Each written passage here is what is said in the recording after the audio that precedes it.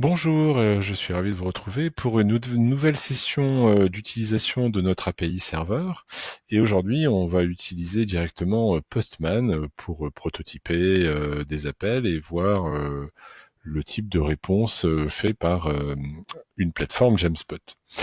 Alors, pour utiliser l'API Jamspot, il faut commencer par déclarer le module externe qui va vouloir consommer les informations et puis interagir. Donc, on va dans l'administration, développeur, paramétrage, des modules.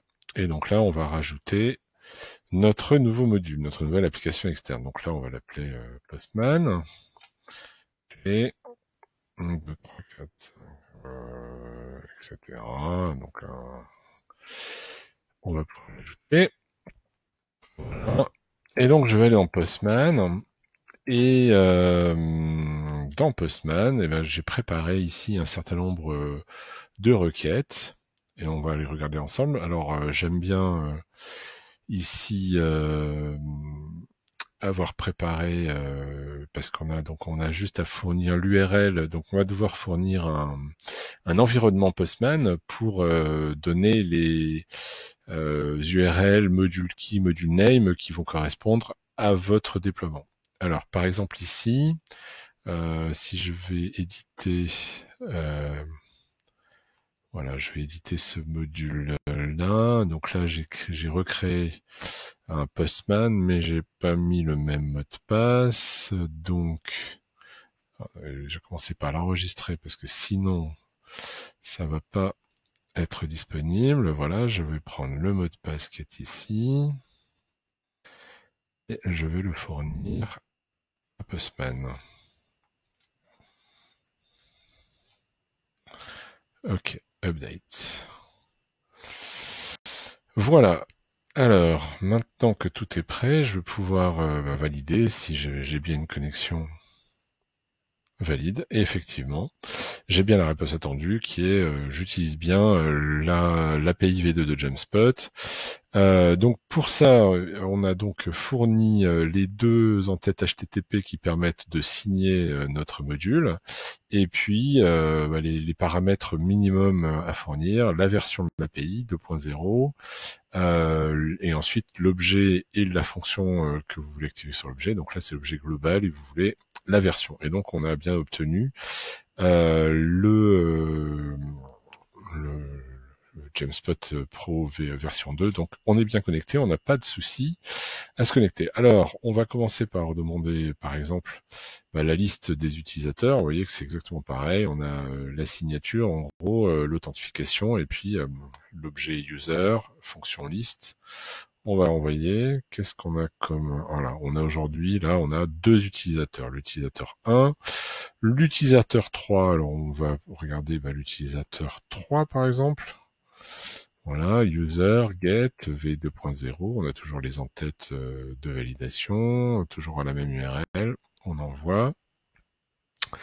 Et voilà, l'utilisateur 3, testuser@testmail.com, etc., etc. Ok, on va en créer un nouveau. User create. Alors regardez, on va venir ici. Donc on a toujours nos entêtes. Alors celui-là a été rajouté parce qu'on est passé en post. On vient dans le corps du post. Donc là on retrouve la version, l'objet user create. Et cette fois, on va l'appeler test user 2. Le rôle, il sera utilisateur, il est français. First name, c'est avec un petit n. Last name, c'est avec un petit n. Donc, test user 2, Z. Et puis, on va donner le pseudo test user 2. Ah, alors, on est obligé de fournir le mot de passe, ça c'est obligatoire. Et puis, on va pouvoir sélectionner une image. Alors, je vais sélectionner une autre image. Voilà, je vais prendre celui-là, c'est très bien. Ok. Et donc, je vais lancer ma création d'utilisateur. Voilà. Donc là, j'ai créé l'utilisateur numéro 4, test user 2, etc. On va aller voir ce qui se passe côté front. Ok. Alors, on va aller dans le gestionnaire, pas du tout. On va aller dans administration.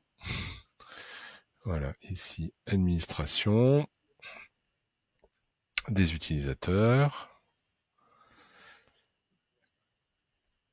Et donc, voilà, mon nouvel utilisateur. Et ici, voilà, l'image a bien été uploadée. Test user 2, on retrouve bien l'ensemble des paramètres que j'ai bien voulu fournir pour créer mon utilisateur. Voilà, et écoutez, on a donc mis en œuvre l'API à travers Postman. Vous voyez que c'est assez simple. Pour rentrer dans le détail, vous avez la documentation de l'API où vous allez voir l'ensemble des fonctions disponibles. Et si vous vous mettez à développer avec Jamspot, je vous encourage à venir nous rejoindre dans le groupe écosystème qui s'appelle Développer avec Jamspot, et vous y retrouverez la communauté des développeurs et puis toutes les documentations et des aides, des questions. Vous pourrez y trouver les ressources qui pourraient être utiles quand vous développerez sur Jamspot. Voilà, et écoutez, à très bientôt.